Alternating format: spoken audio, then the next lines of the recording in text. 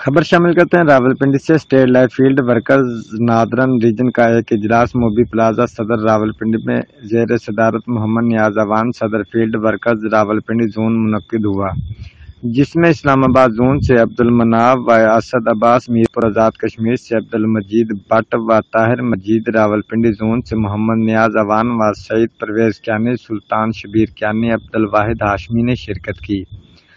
جبکہ گلگت زون سے شبیر گلگتی اور جہلم زون سے ڈاکٹر عرفان نے بذریعہ ٹیلی فون شرکت کی۔ اجلاس میں عبدالقیوم ماگرے کی طرف سے NRC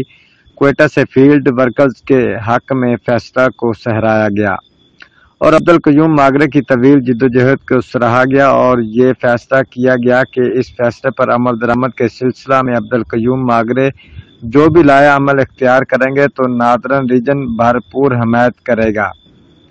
اجلاس میں چیئرمین اسٹیٹ لائف سے مطالبہ کیا گیا کہ عدالت کے 6 ستمبر کے فیصلے پر عمل درآمد کرتے ہوئے لیٹر A48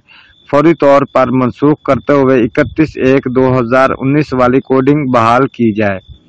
اجلاس کے شرکا نے فیلڈ ورکرز پاکستان بھر کے تمام قائدین سے اپیل کی کہ عبدالقیوم ماگرے کی قیادت میں فوری طور پر متفقہ لائحہ عمل اختیار کر کے